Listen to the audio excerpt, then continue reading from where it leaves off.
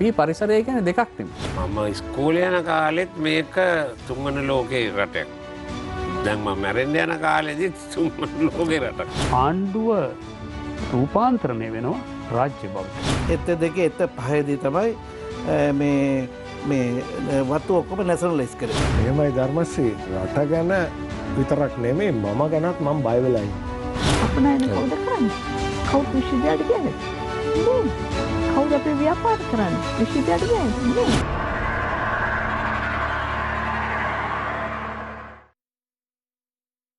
A brand new year, a year of hope, a year of aspirations and people looking for inspiration. Our software engineers, our IT expertise are, not second to anyone. A proper investigation led by the CID, this will be swept under the carpet.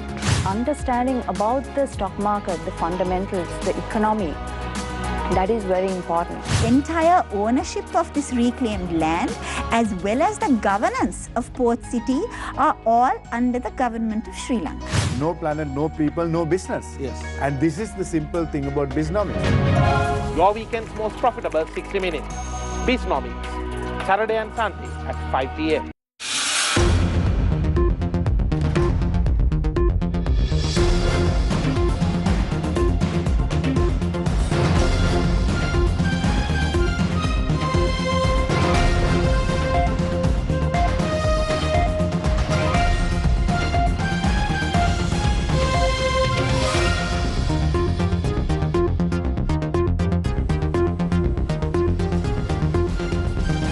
Hello there, a very good evening. Welcome to another edition of Primetime News on TV1. This is the first news bulletin that we're bringing you, first primetime news bulletin that we're bringing you after the Sinhala and Tamil New Year celebrations yesterday. However, the issues of the previous year seems to have spilled over to this year as well. The protests continue opposite the President's office in Galle Face.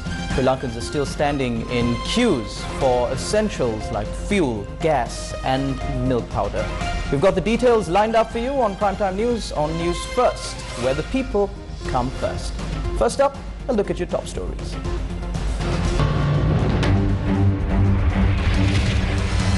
Protest at Galle Face enters its 7th day. A fast commences opposite the President's office.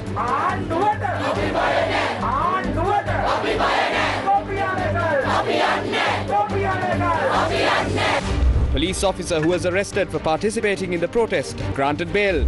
Ceylon Petroleum Corporation introduces fuel purchasing limits for 2 weeks from today. Chairman of Litrogas resigns, says no support was given by the former finance minister to solve the gas crisis. Sri Lankan Airlines explains printed material taken to Uganda last year. Catholics and Christians in Sri Lanka observe Good Friday.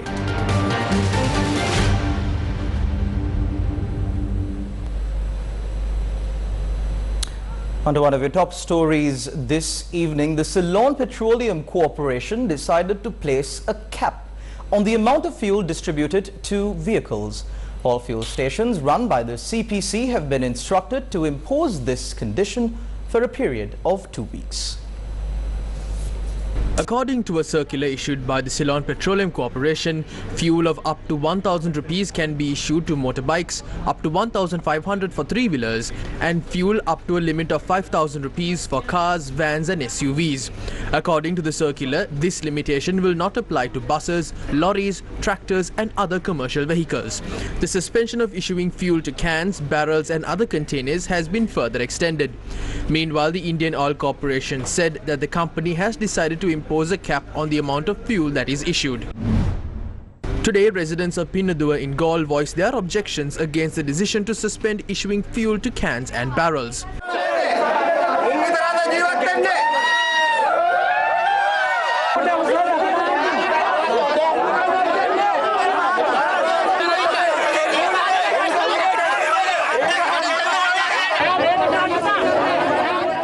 A tense situation was reported in Godagama in Matra over the decision to suspend issuing fuel to cans and barrels.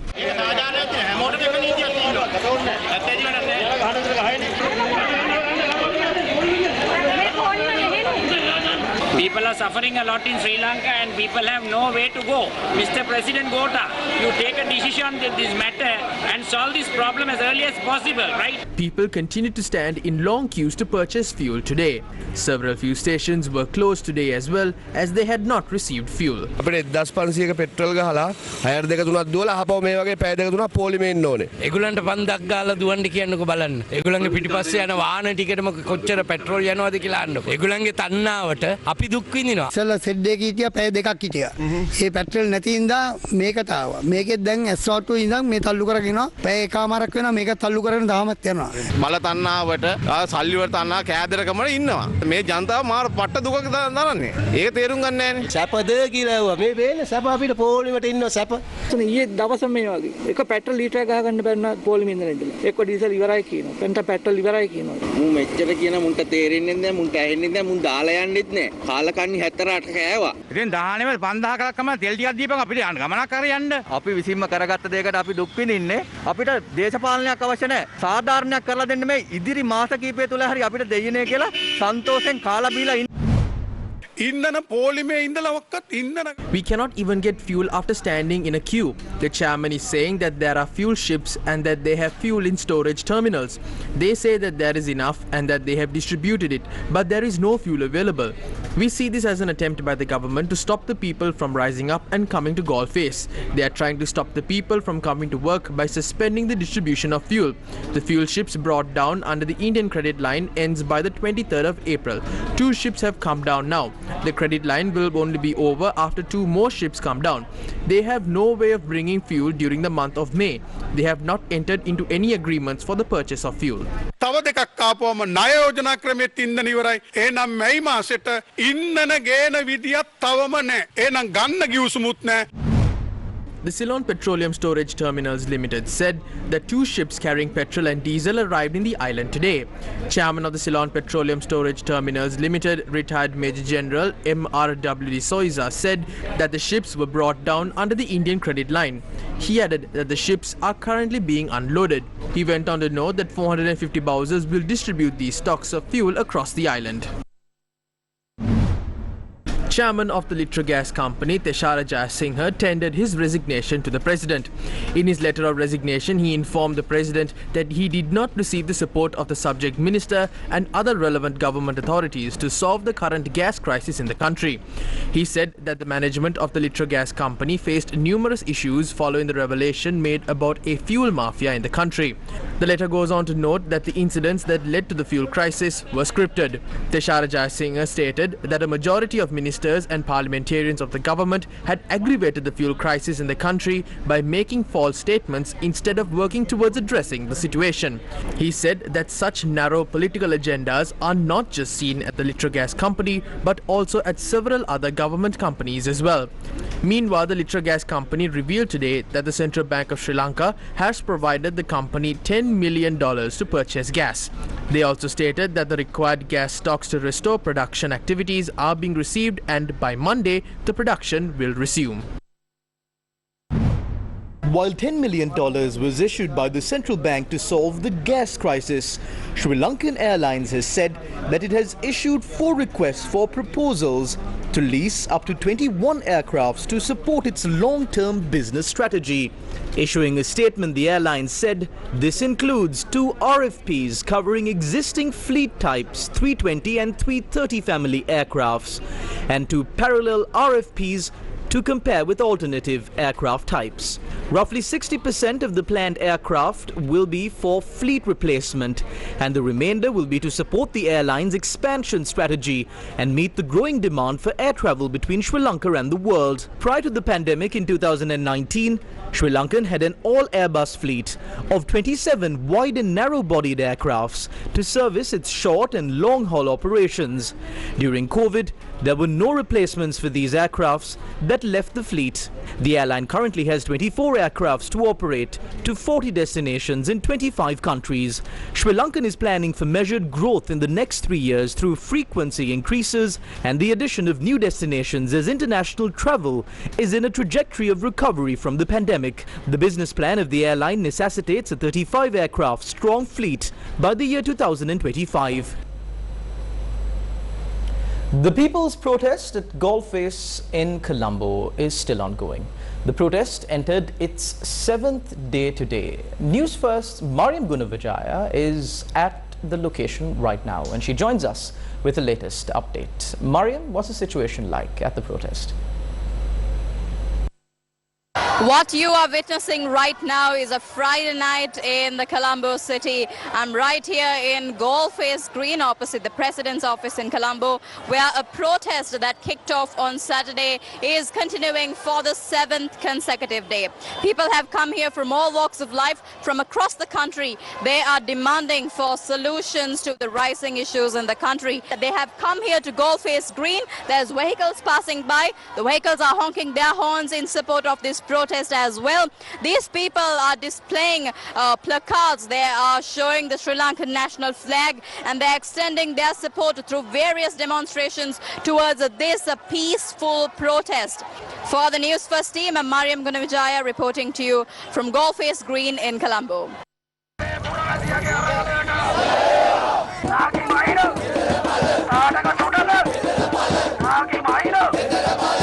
People from across the country arrived at the protest site in Golface this morning.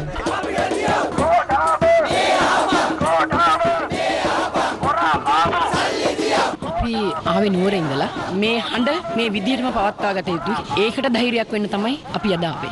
Tsunami ආවා. They stole from the tsunami disaster. Did they engage in discussions then? They could have taken the country to a golden era after they ended the war. Did they engage in discussions with anyone then? We do not need any discussions. We will continue this people's struggle until this corrupt regime is chased off. Many artists, sportsmen, intellects and professionals pledged their support to the protest.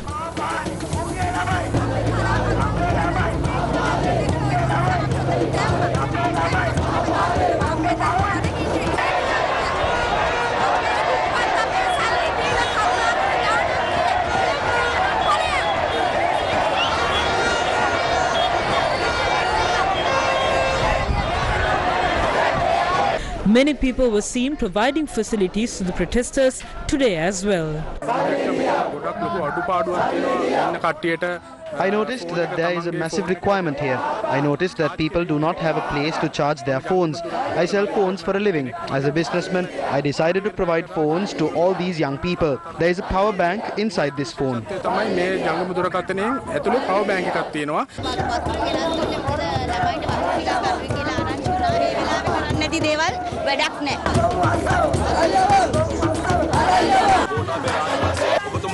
President Gotabaya Rajapaksa cannot deceive the people anymore.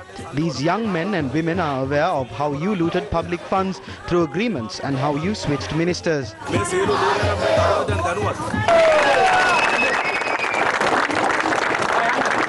Meanwhile, former Test cricketer Dhammika Prasad commenced a fast at the protest site in Golface this morning.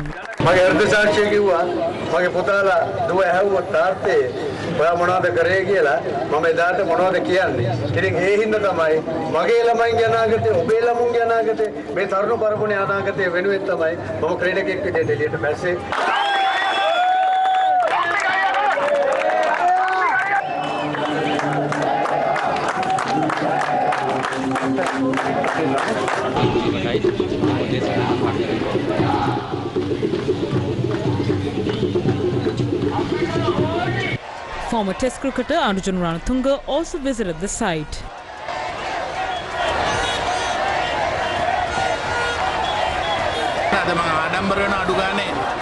I am proud of the fact that at least one cricketer is contributing to this. This is not a political protest. I would like to extend my gratitude for the support. This cannot be done through Facebook and Twitter. You must physically come here.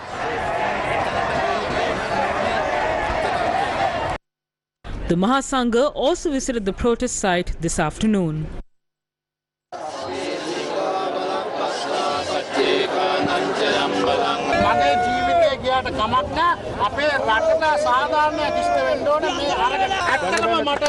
අපිවත් බෙදුවේ මේ දේශපාලකයෝ තමයි.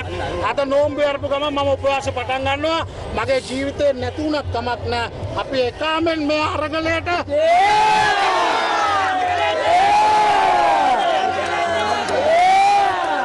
Large groups of people were seen at the protest site in Golface last night.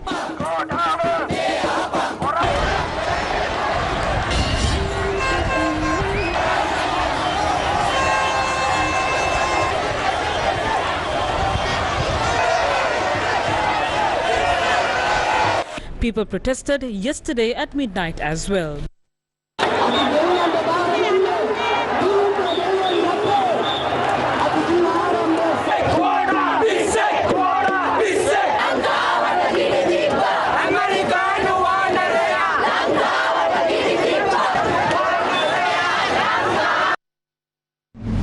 These were the views expressed by protesters at Golface Green this evening. We have had enough of these people. They have robbed us. They have robbed all the entire generation, and not only our generation, generations to come.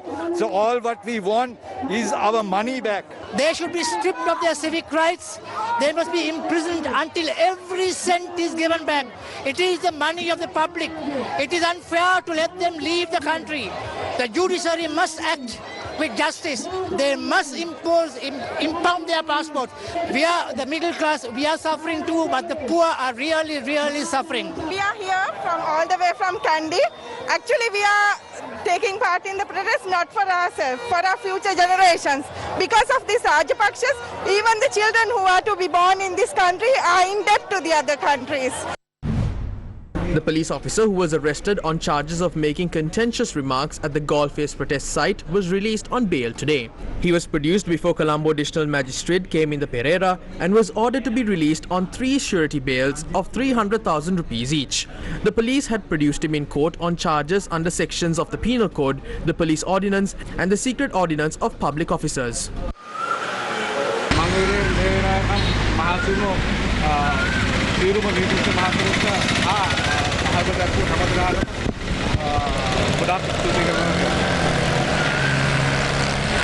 The police sergeant attached to the Kuttigala police station voiced his support for the protests at Golface was produced before the magistrates court today. Many senior counsel appearing on behalf of the police sergeant argued that given today's state of the country, any citizen can feel the gravity of the situation in the country. The counsel stressed that a police officer voicing his concerns is not a criminal offence. The counsel pointed out that under the establishment's code, a disciplinary inquiry can be launched against him. Accordingly, the court decided to release him on 3 sureties of 300,000 each. The court further advised him that it would be appropriate not to engage in such protests while dressed in his uniform. නිල ඇඳුම තුල සිටිද්දී මෙවැනි විරෝධතාවයට එක් නොවීමට කියා කිරීම සුදුසුයි කියන කාරණාව. Meanwhile, another protest site dubbed Gotagogama was established in Galle today in support of the protest in Golface. A group that arrived in Galle today also engaged in a protest. Civil activists, youth activists and the general public took part in the protest. The group that arrived in front of the bus stand set up a hut to protest continuously in support of the protest in Golface.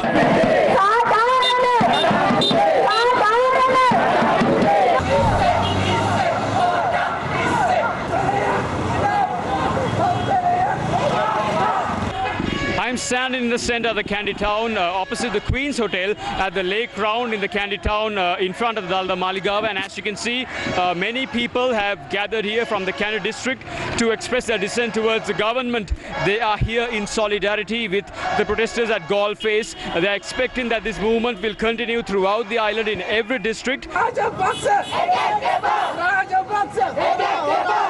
This is a revolution that has to go all around the island. That's why we in Kandy decided to get together and continue this protest till the government steps down and till the voices of the public are heard.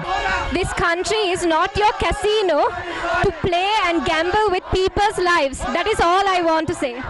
We are not happy at all to be in queues. We are not happy that we are finding it difficult. Okay, few of us may be able to manage, but the rest of the country is struggling. We need justice. We want our lives back.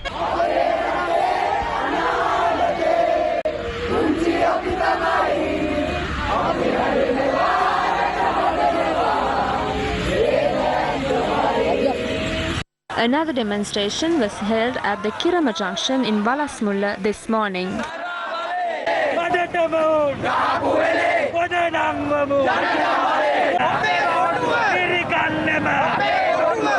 A man engaged in a protest at the clock tower in Horana. Gota go home කමටයන් නාවේ යන්න petrol නැහැ. ඊට මෙතන නතර වුණා. නතර වෙලා අපි මෙතන අපේ විරෝධය ප්‍රකාශ කරනවා. බංග්ලාදේශයේ අගමැතිනිය කොරෝනා වෙලාවේ රටේ සංචිත වැඩි කරා. අපේ පෞල් පාලනය සංචිත ඍණ කරා. While it's been 7 days for the protest that is being staged opposite the President's office in Galle-Face, Colombo, let's not forget that it's been over 2 weeks since the initial protest was reported in Mirihana and other pocket protests. It's been months since other pocket protests sprung up in various parts of the island. But these protests that are being staged against the current administration of the country and their failure to bring about meaningful solutions to the crises that Sri Lanka is facing is not just limited to Sri Lanka. Sri Lankans living overseas also have staged protests against this issue in the past, and these protests continued even today.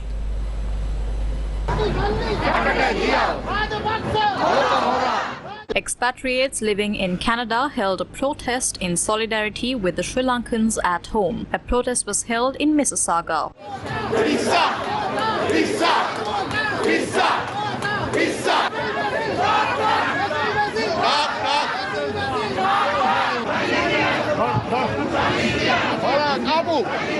A silent protest was held opposite the Arizona State University. The protesters demanded the resignation of President Gotabaya Rajapaksa and the government. We know that there is a huge economic crisis going on and everybody are oppressed and so we want to show that we are always with you and actually you are fighting for all of us and we have to appreciate and we are really grateful.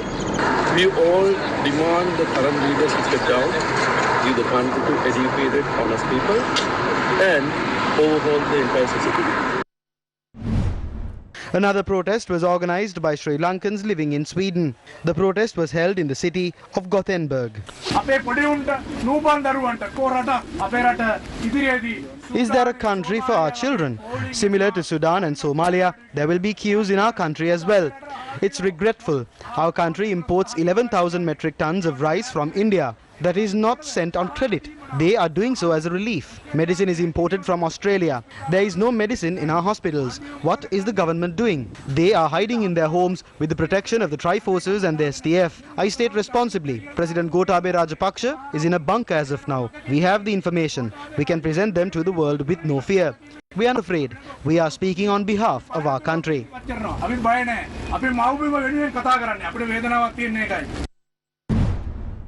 A revelation was made by the national organizer of the Samagi Vanita Balawege, Hirunika Premachandra, at a media conference held today. මේ බලය දාලා යන්නේ නැති හේතුව මොකක්ද කියලා කිව්වොත් මේ වෙලාවේ ඔවුන් කට ළඟටම නහය ළඟ The reason why these people are not leaving the country is because they are in a mound of trouble. There are questions these days where the people are asking where did all the stolen money go and if they were sent to Uganda. I am revealing all the details based on the research conducted into these matters. On the 23rd of February, 102 tons of printed material were airlifted to the Entebbe airport in Uganda in Airbus 333. The Sri Lankan Airlines has not revealed this information on this incident, but they posted a tweet confirming that it was printed material that was sent to Uganda on the 24th. The Sri Lankan Airlines has not revealed as to what the printed material was exactly or who was behind this or why this was done. If you assume that this 102 metric tons of paper were $100 notes, more than $10 million have been sent out of the country. Then the amount of foreign reserves in Uganda from 1986 to 2021 had only been around $1,548 million. But surprisingly, in such a short span of time, by 2021, their dollar reserves rose up to between 4,418 to 4,419 million US dollars. 48ක් 49ක් වගේ ප්‍රමාණයක්. හැබැයි ඉතාමත් පුදුමාකාර විදිහට 2021 වෙනකොට ඒ ඇමරිකානු dollar සංචිත ප්‍රමාණය 4,418ක් 19කට ඉහළ නැගලා තියෙනවා මේ තරම් කෙටි කාලයක් ඇතුළත. Meanwhile, Sri Lankan Airlines issued a certification concerning speculation circulating on social media regarding the incident where a Sri Lankan aircraft uplifted printed money to Entebbe International Airport in Uganda last year.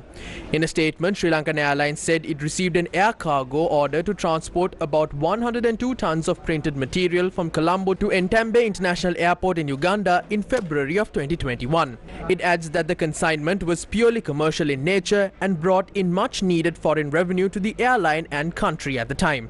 The statement added that the details of the cargo consignment were withheld due to contractual obligations as per air cargo industry standards.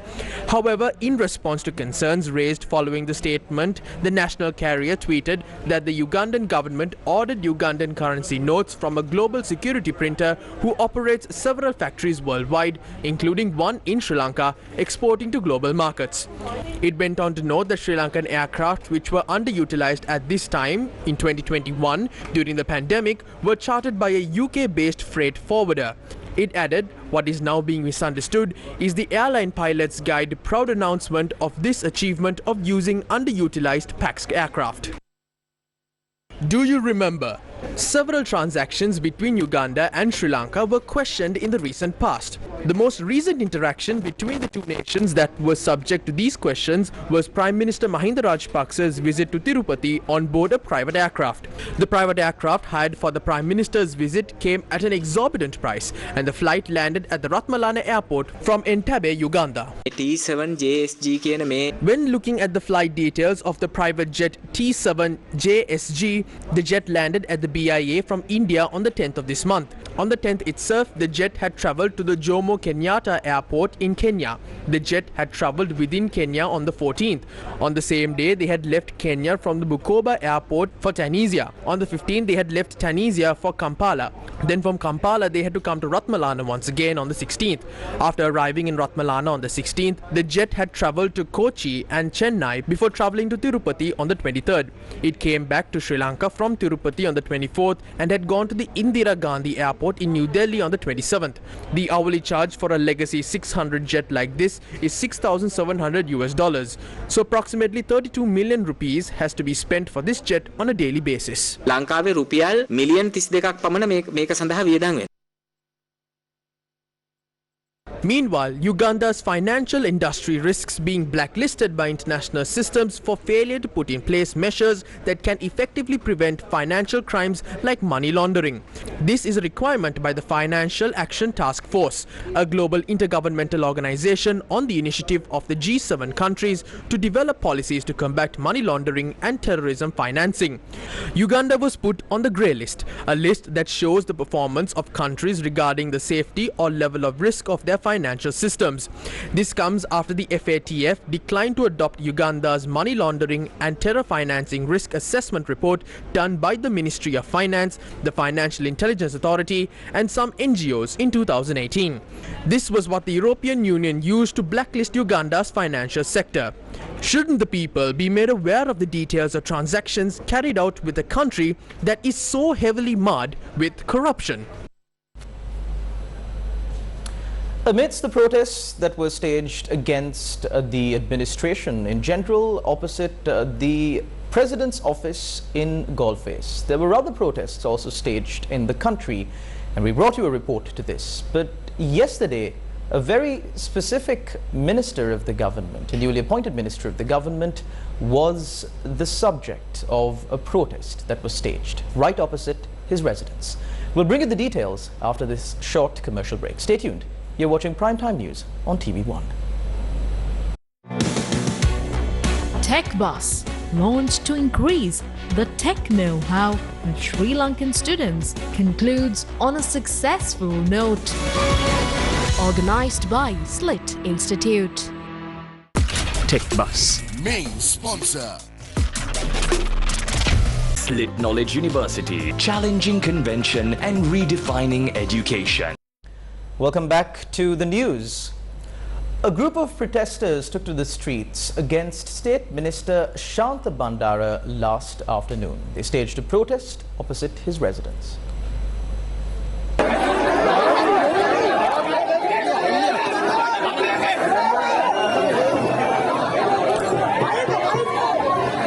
After protesting in Maharachchimulla, the group marched to the residence of the state minister. Heavy police security was provided to the state minister's residence. අද කණ්ඩ වේලක් නැහැ කිරිබත් උයා ගන්න වේලක් නැහැ ප්‍රාකාපු සල්ලි දීපියව සාන්ත බණ්ඩාර පුලුවන්තර වරෙන් මේක ඉන්න දේශපාලඥයෝ අවුරුදු 70ක් තිස්සේ මේක කරා ඔව් මහරච්චි මුල්ලට වරෙව්. After protesting for nearly 1.5 hours, the group dispersed. State Minister Shanta Bandara commented on the matter to the media. As a public representative, I took the best decision at the time. Therefore, I regret these actions. They challenged me to come to the Maharachchimulla junction. I visited the Maharachchimulla junction at 9 this morning and stood there for 1 hour. Then I visited the residence of those who organized the protest and thanked them for hooting near my house. Moreover, I told them not to visit my house again and that I will visit the location they are going to protest. I told them I can provide answers to their questions. සංවිධානය කරනවා නම් මම එතෙන් දෙන්නම් අයින් අහන්න මොකද්ද ප්‍රශ්නේ කියලා මම ඒ ප්‍රශ්නෙට උත්තර දෙන්න සූදානම්. මොකද මගේ නිවස ඉදිරිපිට උද්ඝෝෂණ කරන්න එපා. මට චූටි දුවෙක් ඉන්නවා. ඒ දුව ඊයේ දවසේම ආහාරවත් ගත්තේ නැහැ.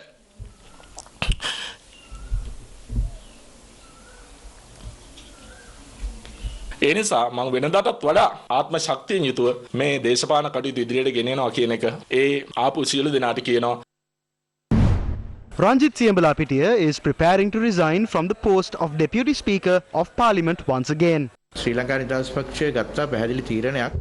The Sri Lanka Freedom Party has taken a clear decision that a message given by the people by taking to the streets needs to be strong and that it needs to be told to the government in a very sensitive language, which is why Sri Lanka Freedom Party has decided to step down from the government and ministerial posts and become independent. We should strengthen the stance of the Sri Lanka Freedom Party and the democracy of the parliament as well. If I had resigned from my post at that time, the main focus of the parliament next day would be getting votes to appoint the deputy speaker under the section 1 of the agenda, and that it would have arisen major problems amidst the issues already faced by the parliament during that week. Opposition leader Sajid Premadasa says that the government has prioritized placing procurement orders for aircrafts instead of providing solutions to the crises faced in the country. With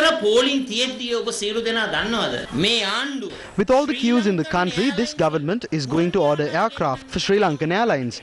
There is no diesel, petrol, milk powder and food in the country. However, the government is going to order planes for Sri Lankan Airlines. This government has prioritized building highways. But remember, this is called highway towards corruption. By spending a lot of money for these projects, they are engaged in corruption. They are stealing from these highway projects and filling their pockets with dollars. Let's chase this government with the people's mandate. Let's introduce a massive system change prohibiting any government from engaging in theft and corruption and design a powerful legal system to eradicate corruption completely. We are committed to that.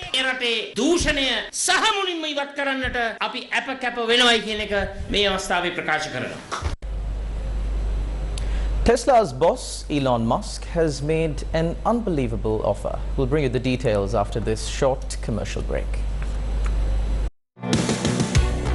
Tech Bus, launched to increase the tech know-how of Sri Lankan students, concludes on a successful note. Organized by Slit Institute. Tech Bus. Main sponsor. Slit Knowledge University. Challenging convention and redefining education. The head of Tesla, Elon Musk, has offered to buy Twitter. He says he is the right person to unlock the social media platform's extraordinary potential.